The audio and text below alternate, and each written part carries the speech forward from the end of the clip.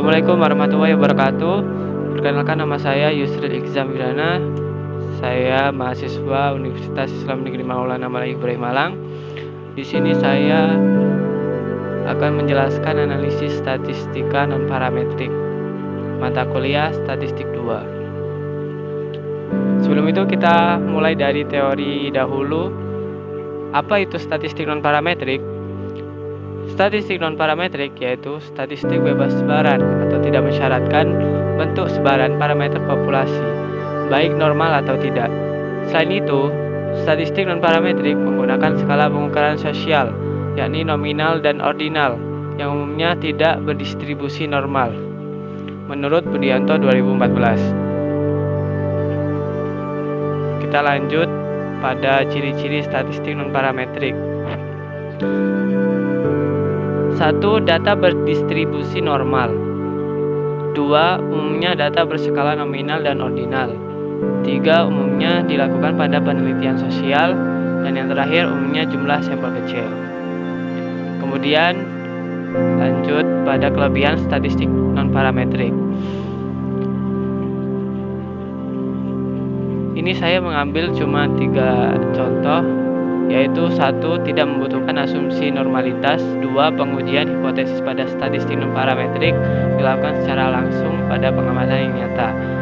Dan yang terakhir, statistik dapat digantikan data numerik atau nominal dengan jenjang ordinal. Kemudian, kelemahan statistik non-parametrik ada 3. Statistik non-parametrik terkadang mengabaikan beberapa informasi tertentu. Yang kedua, hasil pengujian hipotesis dengan statistik non-parametrik tidak selengkap dengan statistik parametrik. Dan yang terakhir, memiliki perhitungan yang sederhana. Uji non-parametrik dibagi menjadi 6, yaitu 1. Uji C-square. 2. Uji Mann-Whitney. 3. Uji Wilcoxon. 4. Uji Kolmogorov-Smirnov. 5. Uji Kruskal-Walsh. 6. Uji Spearman-Oram. Di sini saya mengambil 1 uji saja, yaitu uji C-square. Uji C-square digunakan untuk menguji keselarasan di mana pengujian dilakukan untuk memeriksa kebergantungan dan homogenitas suatu data.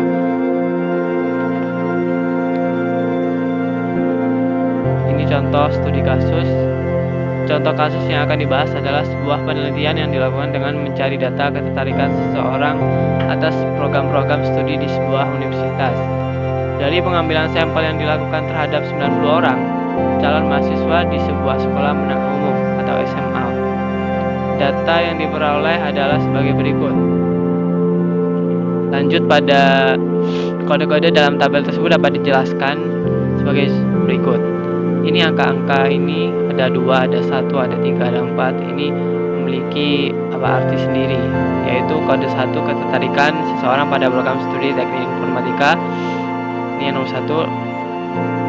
Kemudian yang kode nomor 2 ketertarikan seseorang pada program studi ekonomi. Yang ketiga, ketertarikan seseorang pada program studi bahasa Inggris. Dan yang terakhir, kode 4 ketertarikan seseorang pada program studi ilmu pendidikan.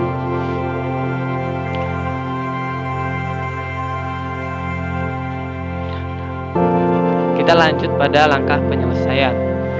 Dengan menggunakan aplikasi SPSS. Nah, di sini saya akan melakukan melakukan analisis dengan SPSS versi 20. Langkah-langkah yang dilakukan sebagai berikut. 1. Masukkan data ke dalam data-data yang akan diuji ke dalam SPSS dan kemudian simpan dengan nama jurusan.sav. Nah, tadi kan udah dimasukin kan datanya di SPSS, kemudian kalian simpan dengan nama jurusan.sav. Kemudian yang kedua, klik menu analyze ini. Kemudian klik non-parametric test. Lanjut pilih legacy dialog dan pilih C-square. Ini untuk uji C-square ya. Dan yang ketiga, masukkan variabel jurusan ke dalam tes variabel list. Nah, ini kan sebelumnya kan udah saya klik terus pindah ke kanan. Kalau misalnya kalian mau masukkan datanya pindah ke kanan, ya pencet ini yang di tengah ini, nanti masuk ke dalam kanan. Kemudian klik option dan pilih opsi statistik deskriptif seperti yang terlihat pada tampilan tersebut. Nah, ini dicentang deskriptif ini untuk datanya memiliki data deskripsi. Kemudian pencet OK. Nanti keluar hasil output. Kita lanjut pada hasil output. Pada bagian statistik deskripsi tersebut terdapat berbagai perhitungan seperti jumlah data atau N, rata-rata, standar deviasi, data minimum, serta data maksimum secara jelas. Kemudian lanjut pada frekuensi. Gambar di atas menunjukkan tabel frekuensi secara lengkap, sehingga kita bisa mengetahui bahwa di sini terdapat 31 orang yang memilih program studi teknik informatika, kemudian 17 orang yang suka program studi ekonomi, kemudian 17 orang lagi suka program matematika, dan yang terakhir 15 orang memiliki bahasa Inggris, dan demikian seterusnya. Lanjut pada tes statistik. Perhatikan hipotesis yang ada. HO, responden memiliki minat yang sama terhadap 5 program studi di universitas tersebut. H1, responden memiliki minat yang berbeda terhadap 5 program studi. Untuk mengetahui hasil analisa, perhatikan ketentuan berikut. Jika chi-square hitung lebih besar chi-square tabel, maka HO ditolak. Sedangkan jika chi-square hitung lebih kecil dari chi-square tabel, maka HO diterima. Selanjutnya, lihat harga-harga chi-square sebagai berikut. Di sini kan chi-square tabel memiliki angka 13,556. Kemudian chi-square tabel dengan alfa 0,05 ini menjadi patokannya, dan DK 5 dikurangi 1 sama dengan 4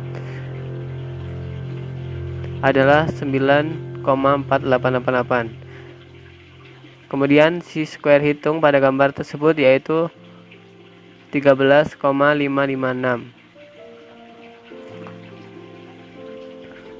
Jadi kita dapat menyimpulkan bahwa berarti chi-square hitung lebih besar dari chi-square tabel dan HO-nya ditolak.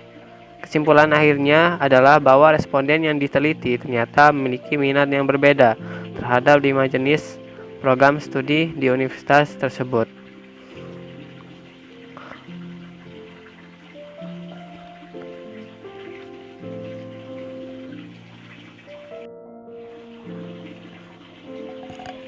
Di sini saya mencantumkan 5 sumber referensi di daftar pustaka, dan mungkin cukup sekian dari saya. Bila ada kata yang salah atau kurang berkenan, saya mohon maaf sebesar-besarnya. Akhirul kalam, wassalamualaikum warahmatullahi wabarakatuh. See you next time.